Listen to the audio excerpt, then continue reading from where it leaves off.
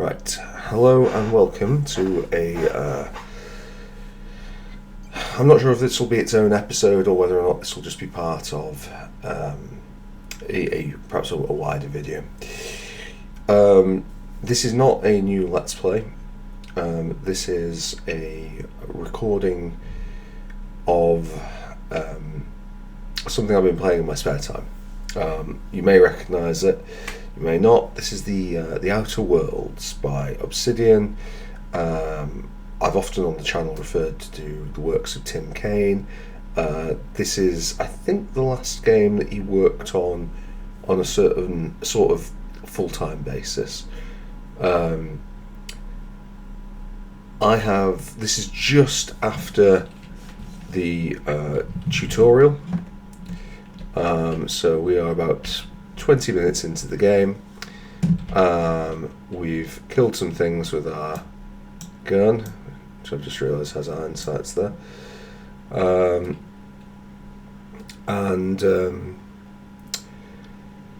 Yeah, the reason I wanted to talk about this was because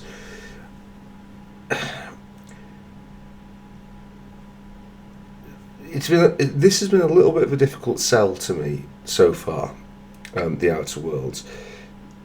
Part of the reason for this, I suspect, being the fact that I've come out of this. I've come out of a game called Satisfactory lately. Again, something else I'm not playing on the channel, where the movement is a much more fluid thing. The movement in the Outer Worlds to me feels very sluggish, and even if we run, we're not exactly, running hell for leather. It's a casual jog at best. And this will come in later. That wasn't just a pointless dig.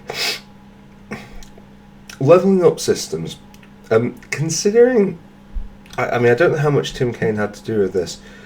You can see at the top of the screen, we have a skill and perk points available. We've just basically done the tutorial, and now we get a level up, which is also going to be part of it. So here we are. Every time you level up, you earn skill points to spend on improving your skills. Spending a skill point, blah blah blah. Well, I'll leave you to read this because you can pause it and read it if you so choose. The point is, what it says there is not an unreasonable starting point. Here is our incredibly predictable looking character. We can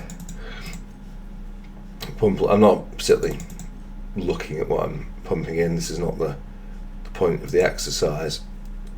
We'll apply that. Yeah, okay.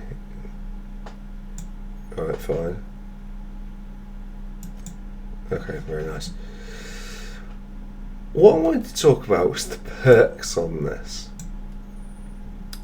Welcome to perk selection. I am going to read this. On this screen you can choose which perks to buy with your perk points. To gain a new perk point, spend every 2 levels. You can also acquire perk points through gameplay, such as by accepting a floor.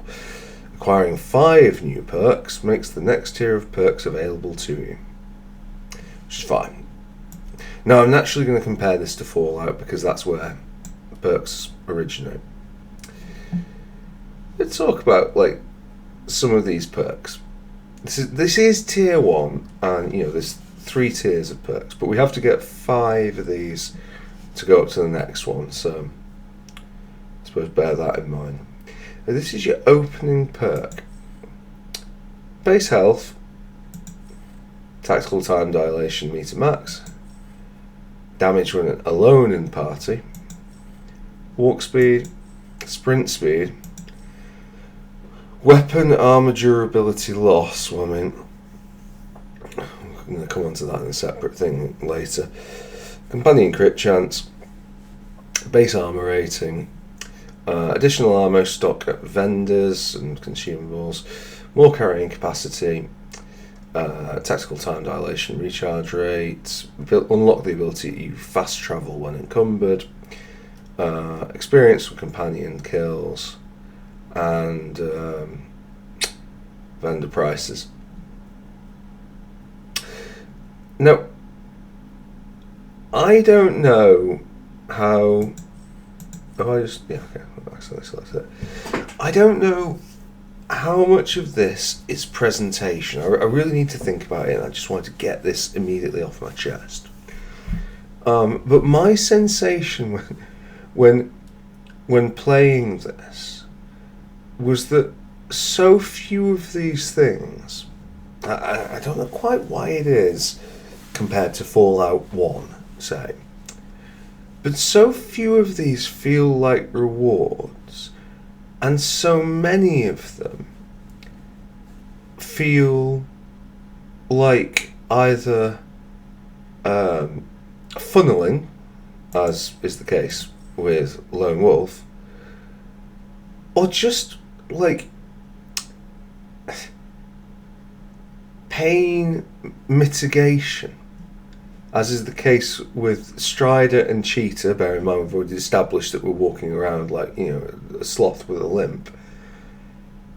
And this one, weapon armor durability loss.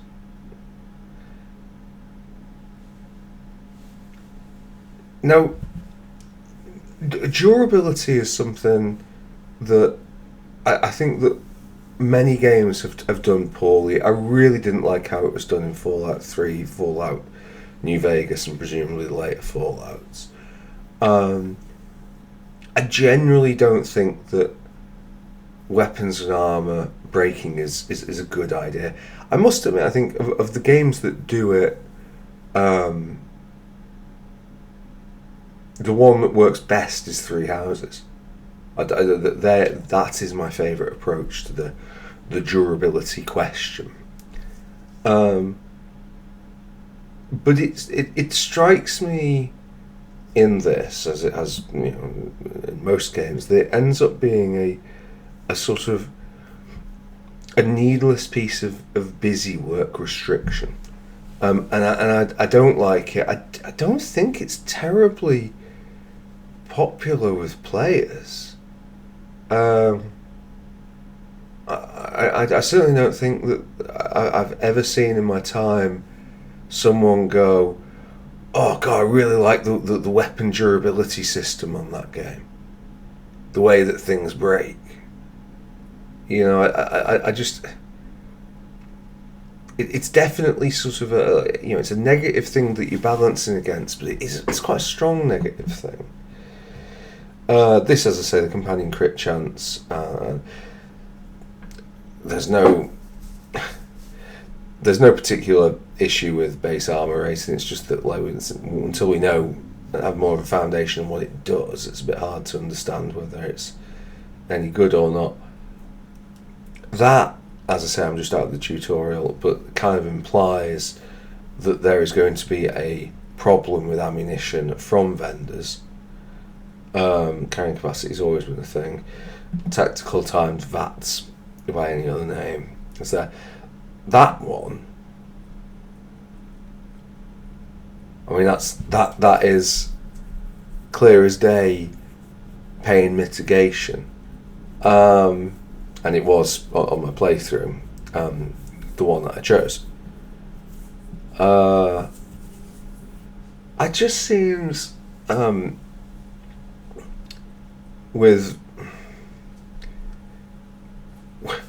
all of these that like maybe when you're designing a system, I appreciate that loads of people really, really like the Outer Worlds.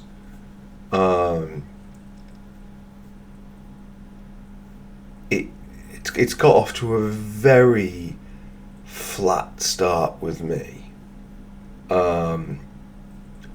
It might recover, but I certainly would not describe myself as having been enthralled by it in the tutorial. It seems like desperately by the numbers, to be perfectly frank. But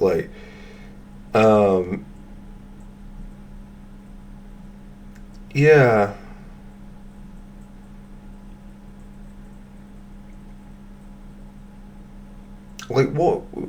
Where's the difference between this and Fallout, where we were talking about, I mean, strong back is literally I think one. It's not. Is it called? Yeah, I think Strongback, aka Pack Mule. So it is. This is very much the same. Like awareness, which is I think what we went for, feels useful, quick talker. Like, I don't know, they feel like positives.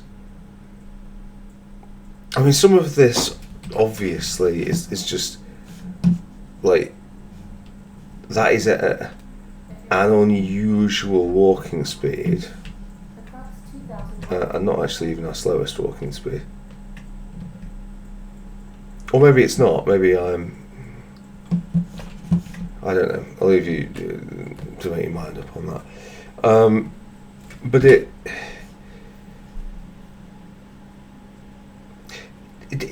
just, the point I suppose I'm trying to make with this is like, how are you framing your reward systems, and like,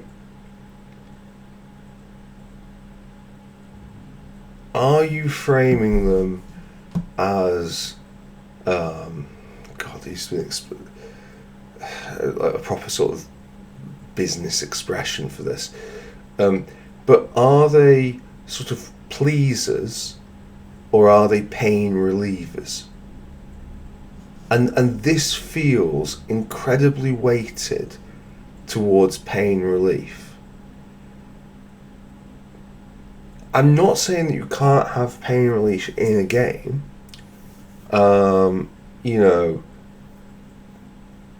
but opening up with it, is that a good decision? Does that set the right tone for your game? Because I think the answer is no. I think that sets entirely the wrong tone for your game. And I don't think that the early Fallout games do this. I don't think that any of the I don't really think any of the games on the channel do this. I remember it being said in psychology that it is generally considered that positive reinforcement is more effective at creating behavioural change than negative reinforcement. That is to say, reward is better than do this to prevent something bad happening, which is in turn better than punishment. But this feels like, obviously we're talking about enjoyment rather than learning a lesson, but I still think you could see some parallels there. This feels like negative reinforcement. I don't think that's a good decision. I think you want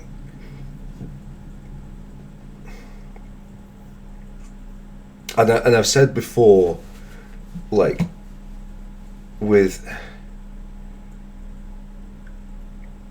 these, like, obviously we don't know how the game plays out. Maybe we're alone a lot of the time, but they have people. Maybe that's fair. But with perks like Lone Wolf or Deadly Demonstrations, these are, where have I gone? Sorry, those two. Kind of like shoehorning you into things, which I don't like.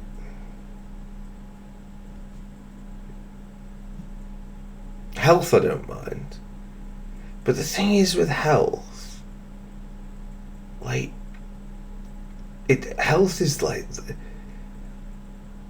if health is your most attractive pickup, then I think something's gone badly wrong with your reward structure.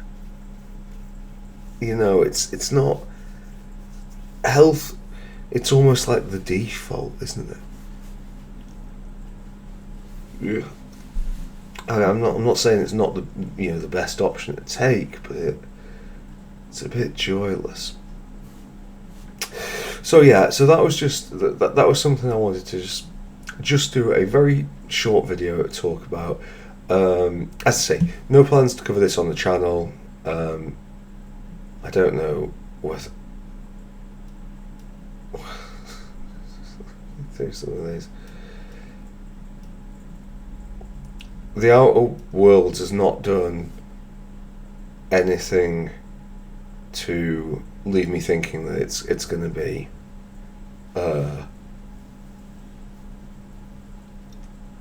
it's going to be worth my time.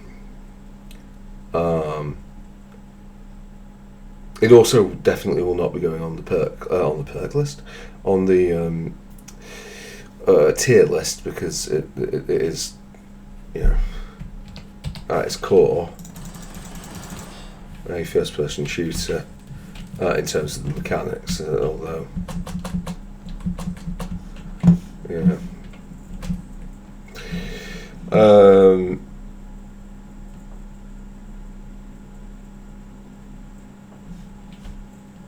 Yeah. Anyway, what do you think? I appreciate that The Outer Worlds is a game that a lot of people really like. There was a discussion recently, actually, that the story is really good, which has left me to give it another go. I am too early to hugely comment, although I would say that the storytelling thus far hasn't, you know, I wouldn't describe it as a hugely strong start. I'd describe it as a fairly standard start, but you know, like sometimes you can turn that around. But as I say, I won't be doing it on the channel. Yeah, let me know what you think. Not so much about the Outer Worlds generally, but more about these leveling up systems.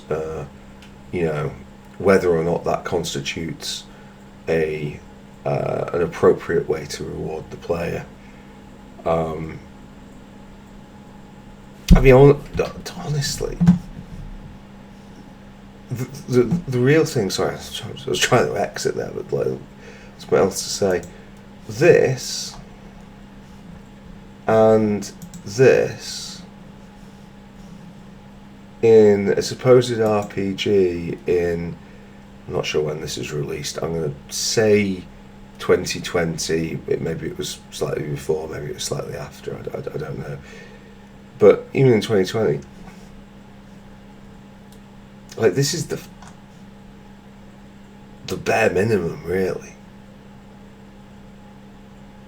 This does not strike me as filled with a great deal of invention.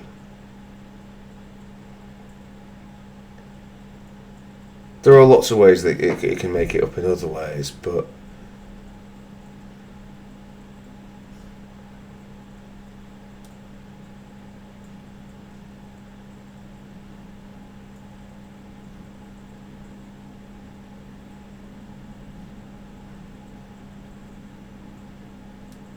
yeah, it's really,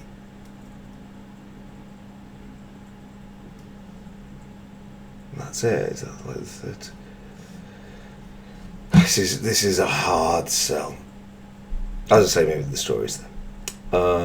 But yeah, let me know what you think of the reward system here in this game, and let me know, you know, what you think about reward systems more generally. I think this could be better. I think it could be a lot better. But anyway, just a short video for that. So yeah, thank you very much for watching, and I'll see you next time. Bye bye.